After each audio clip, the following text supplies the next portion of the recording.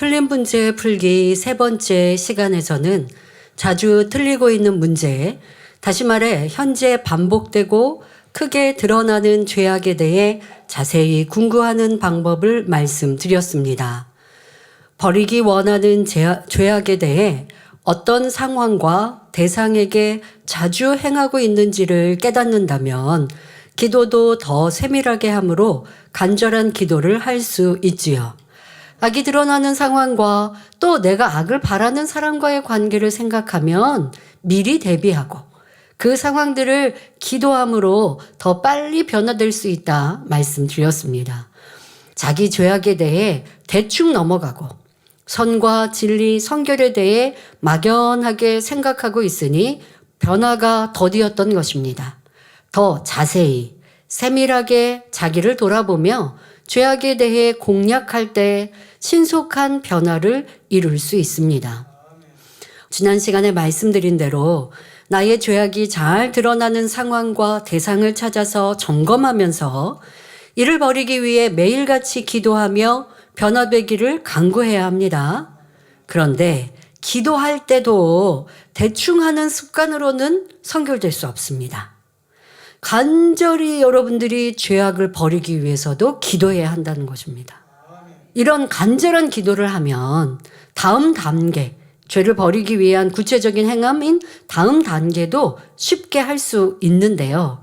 바로 명심하는 것입니다.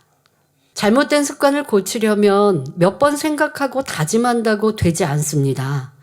계속 생각해야 고칠 수 있습니다. 죄악은 부모의 기 속에서 받아온 것도 있고 살면서 반복적으로 행하여 자기화된 것도 많습니다. 그러니 더 간절히 노력해야 버릴 수 있습니다. 말씀을 통해 발견하고 기도한다 해도 틀린 것이 습관되어 있기에 생활에서 잊어버리고 있으면 이내 잘못된 습관이 나올 수밖에 없습니다.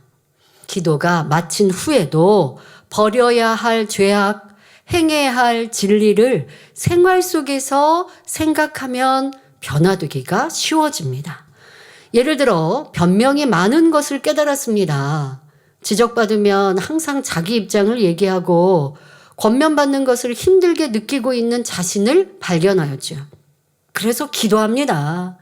아버지 하나님, 제가요 권면을 받거나 지적받아도 변명하지 않고 감사하는 사람이 되게 해주세요. 하지만 기도만 한다고 달라지지 않습니다. 변명 이유가 많은 것을 기억하여서 평상시에 항상 주의해야 합니다.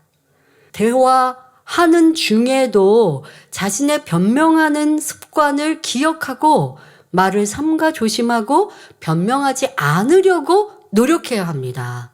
대화가 끝난 뒤에도 지금 막 대화했던 내용을 점검하는 건 굉장히 쉬워요. 시간이 많이 지난 다음에는 잊어버릴 수가 있어요. 그러니 이렇게 대화하고 뒤돌아서면서 내가 했던 말에 어떠한 감정이 실려 있었나? 불편함이 실려 있었나? 이유와 변명이 있었나? 상대에 대해서 내가 불편했나? 바로바로 점검합니다. 자, 그런데 이럴 때 꼭 중요한 것이 있습니다. 나는 변명이 많아 라는 생각을 기본으로 하여 내가 했던 말과 내 마음을 돌아보아야 정말 잘못된 것이 정확히 떠올라지고 발견할 수 있습니다.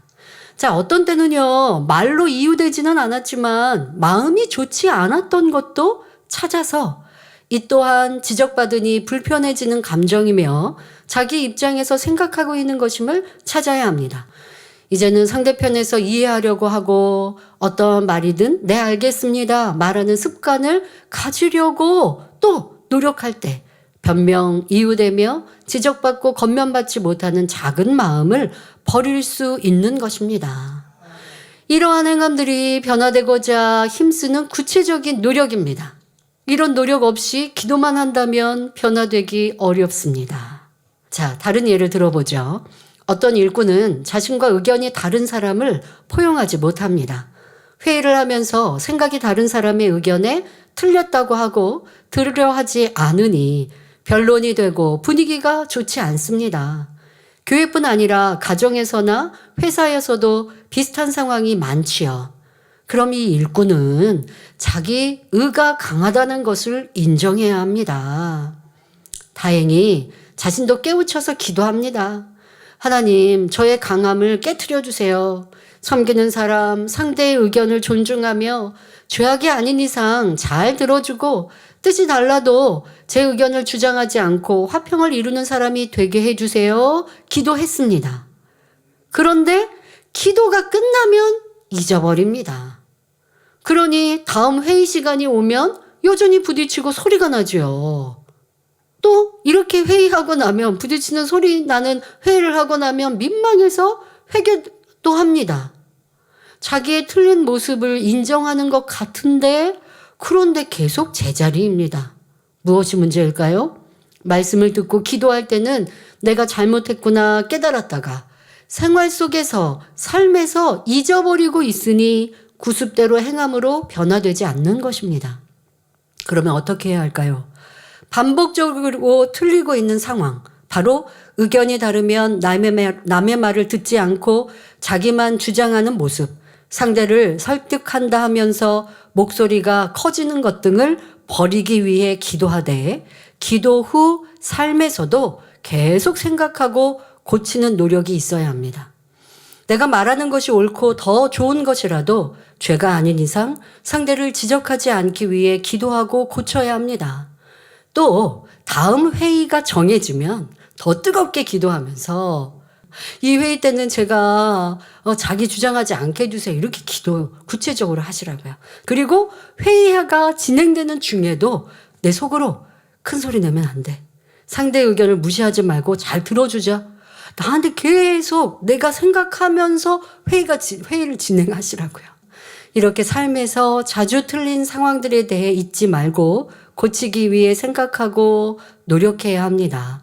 다른 예를 들어보겠습니다. 지적받고 권면받는 것을 힘들게 느끼는 사람이 있다고 합시다. 이는 작은 그릇이지요. 진리로 궁구하며 선의 생각으로 바꿔야 합니다. 지적과 권면은 나 잘 되라고 해주는 거지. 내가 실수하고 잘못하는 것을 권면하시는 거지. 궁구하며 힘들다는 생각을 바꾸고자 기도합니다.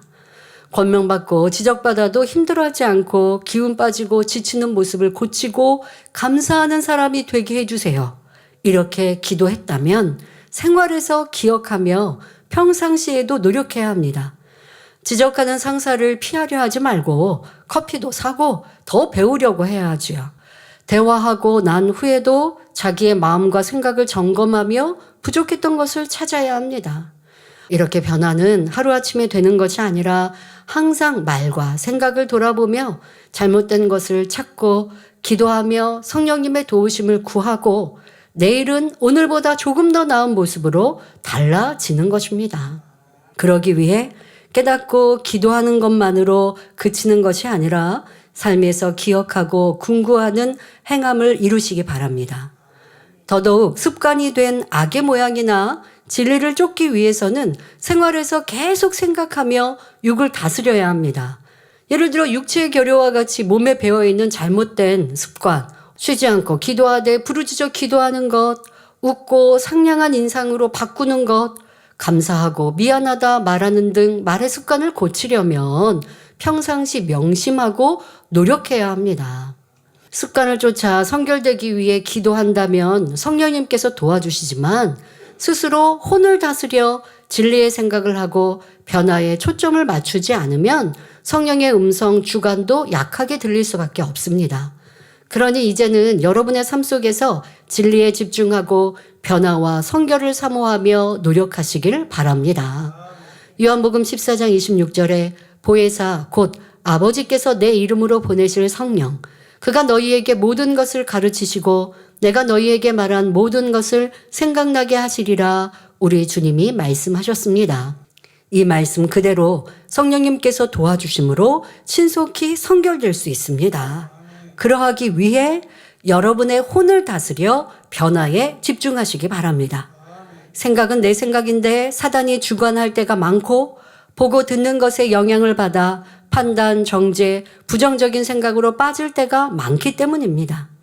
어제 변화를 위해 간절히 기도했어도 지금 생각하는 것이 비질레의 생각, 악한 생각이라면 성령님께서 여러분을 주관하실 수 없지요. 그러니 깨달은 죄악에 대해 항상 경계하는 생각, 버리고자 하는 노력을 평상시의 삶에서 이루셔서 성령님께서 여러분을 온전히 주관하실 수 있게 되는 것입니다. 다음 시간에는 마지막 시간으로 정답을 쓰면서 문제를 풀어보는 노력에 대해 말씀드리겠습니다. 들은 말씀을 삶에 적용하여 여러분의 것 삼으셔서 2026년에는 여러분 각자의 성결의 노하우가 생기시길 기원합니다.